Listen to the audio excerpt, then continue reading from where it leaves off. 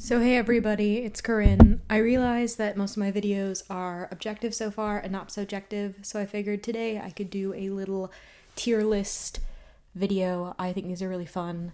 So we're gonna get started. As you can see, there's a lot of them. We're gonna get started with this one, which is the tiers, I think. Is that, yeah, the tiers. I didn't really like how this one had been labeled because it's pretty sexual and that's not what I'm watching Formula One for. So I ended up updating them. One is 33 is coming, and then I didn't like that I didn't capitalize it, so I went back and redid it. 33 is coming. And then we moved on. Next one is Lewis, and then first win, prayer emoji. Hope they get their first win this year. Weirdos in an affectionate way. And then Charles. My best friend Brianna, these are her drivers. And then I added two other ones just because I felt very, I don't know about some of these guys. And then there's these two, and I've tried to be super objective about these drivers. But this is where we're getting into the subjective stuff, and that's how I feel about it. So now we're moving. 33 is coming. Obviously, only Fernando Alonso can exist in that tier. Following him, Lewis is the only one that can exist in the Lewis tier. And then first win, I was actually looking at an age thing to make sure I was doing these in age order because I liked that. So Kevin Magnussen, oldest. And then I was thinking about it, and I was looking for Alex. And I know Alex is the next oldest on the grid. So there it goes. Alex and then Lance. And this is actually a really good picture of Lance, all things considered. Then we have Yuki. And then who else am I going to put in there? Because some of these guys I like. And then Oscar. But they've won their first win, so I'm not going to put that in there.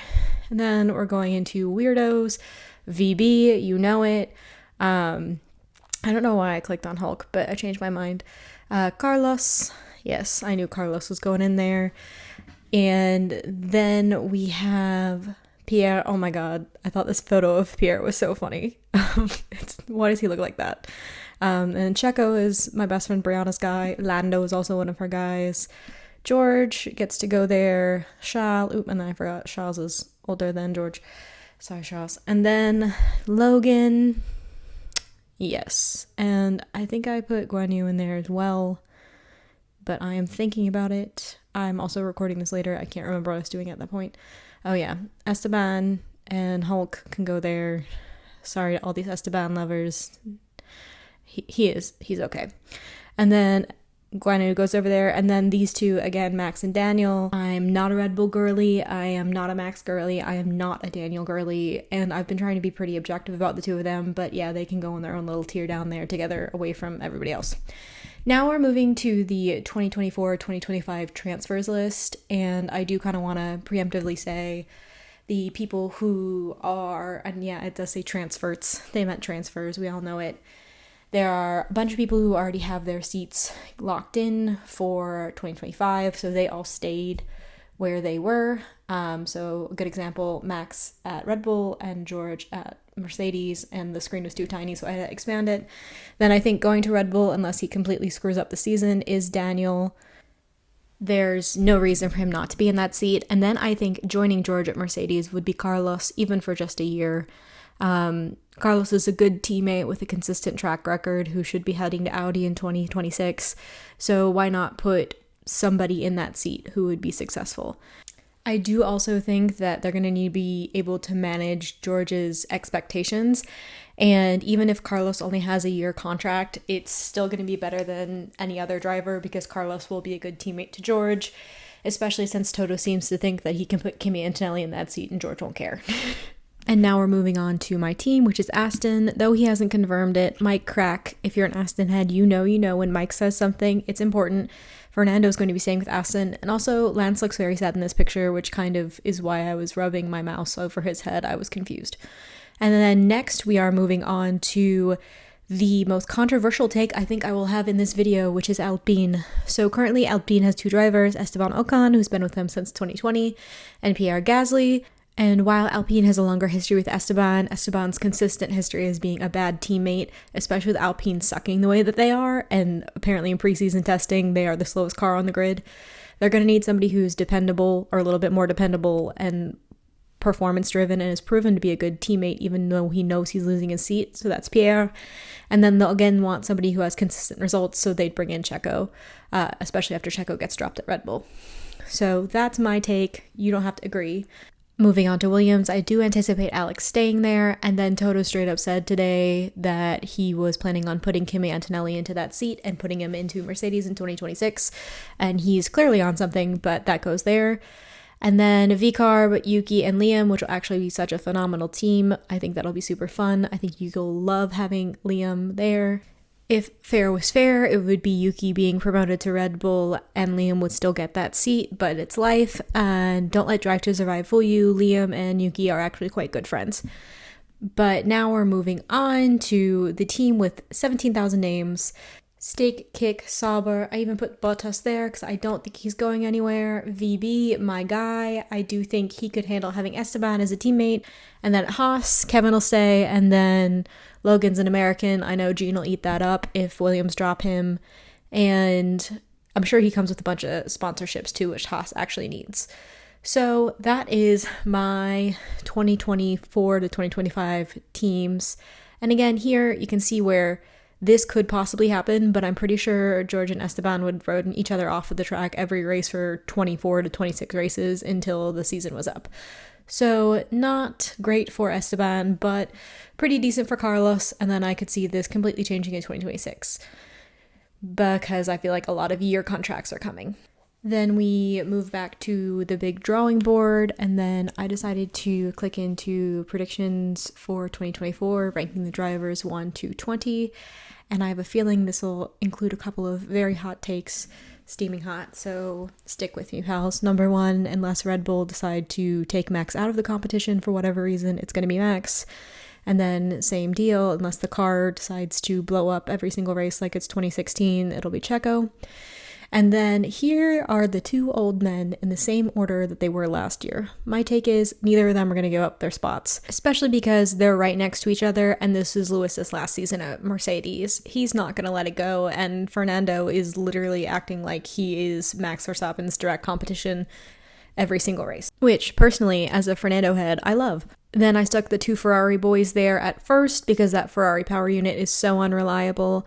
And then here I go with my incredibly hot takes, and this will actually feed into a little bit further in my Aston video and a little bit further in my Mercedes video, because of all the people we don't talk about mirroring each other, these two are often left out. If Lance Stroll is successful the year following it, George Russell will have an immensely successful year. I also believe that if Lance beats George in the World Drivers' Championship, George will rain hellfire down on absolutely everybody and anybody, and it will be a very entertaining watch. And then I realized I did not put McLaren here at all and talk about somebody who is going to be messy this year. I definitely think that McLaren, if they stay with the car that they had last year and that style, especially with the two drivers they have, they could see a rehash of what happened in 2007 at McLaren, which is not good. And I am going to put this, I do think Oscar is going to end up winning a race this year before Lando does, even though I'd love to see Lando win, and it will cause an absolute shit show. This will shift Ferrari down to 7-8, and then it'll put Lance at 9th and George at 10th. And I didn't say it earlier because Lance has placed higher than George before, but now that they're equal machinery, George placing the lowest he's ever placed at Mercedes and also being beneath Lance is going to be a mess. And then following him, Albano, he's going to do something. And then I put Daniel just because Daniel has something to prove, and they have to give some reason for him to be up there to the investors. And then I would say Yuki and Pierre, again, two people who are going to make shit boxes work. VB, just because that car sucks. Esteban, because the car sucks. These two, because the car sucks. And then, again, because the car sucks. So, the last 4 places just being because the car sucks and your name is Alex Albon is quite entertaining for me. So yeah, we have 1 through 20. I do think 5 through 8 could be mixed up, and I do think 9 to 10 is a controversial take, but you know, it's my opinion. And then we're moving on to the constructors ratings. So obviously, unless, you know, the engine goes back to the way it was between 2016 and 2018, they're going to win. Who surprised nobody. And then here is where I kind of got mixed up. I actually decided to put McLaren up there as third with Ferrari. Mercedes and Aston together. I don't think Aston's going to go any higher unless the car gets better, but who knows.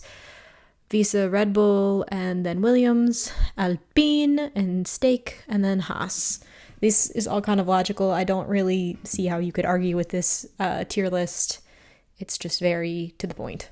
Then following that, I decided to go and rank the liveries just because this is super easy too. Of course, I'm an Aston girly, and that beautiful, beautiful, beautiful dark green going into S tier. Really can't beat it. Then Ferrari, because it's nice, you can tell what car it is. Absolutely hate the Red Bull car. Mercedes is boring.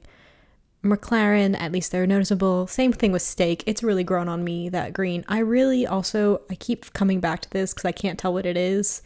Alpine, lame. Cash App, Visa, lame. Then I'm sitting on the Williams here because I am trying to figure out who it is. So I'm like, all right, Red Bull, Mercedes, McLaren, Ferrari, Aston, and then I'm like, oh, okay, because it did actually matter who it was. That is genuinely how petty I am. I'm like, I don't love Williams, but I do love Alex, so here we go. And then we're moving on. I actually struggled because I wanted to do the helmets. I found this one, and then I was like, actually, no, I don't like it because you can't really tell who these are. I went through like a bunch of other ones, which I'm showing here. And then I went through like this one, and this is kind of a spoiler for my choices, by the way. And there are two that I really loved. And I was like, wait, hold on, where are they? And so I clicked through like a bunch of other links, and I could not find all of them. And so I went back to this one. And so I started it again, and I was like, oh crap, let me clear it off so that you can actually know whose helmet is whose. So now we are back to that. So first one, this is Guan Yu's helmet, which I think is so cool. This is Lewis. He goes in B because I'm lazy. This is Alex's helmet. Oh, that's so ugly. I'm pretty sure that's Hulkenberg's helmet. Lando's is actually super freaking cool, so it goes up there. That's Esteban's. I think it's ugly. That's Charles's. Boring. Almost all the Red Bull ones are ugly. That's Oscar's. I couldn't put it in S tier because following it is George's, and I think George's is like so beautiful. Again, that's Danny's, whatever. That's Carlos. Again, Logan, I had to put there because I'm American. It felt unpatriotic. That is Lance's, and I did actually want to kind of zoom in on Lance's helmet because I think it's pretty cool. So I had read on Reddit about the helmet design because they went away from the wings that he's had the past couple of seasons. So they went to this design, and this is from the designer's Instagram, and it's actually super similar to Lance's helmet that he wore in F3 when he won his F3 championship. So I thought that was really cool. And then next to him is Fernando, A for Aston. And then I thought about this one for a minute because I was like, that looks like George's but weird, and that's Pierre's, so it goes there. The only Red Bull helmet I like is Yuki's, that goes there next to Pierre. And then VB, Valtteri Bottas, is my favorite helmet of the season. And then I was reordering them, and then we can see the final list. So VB, Guan Yu, George, and Lando on that top tier. And then Fernando and Lance have their own tier. I do like Lance's more than Fernando's.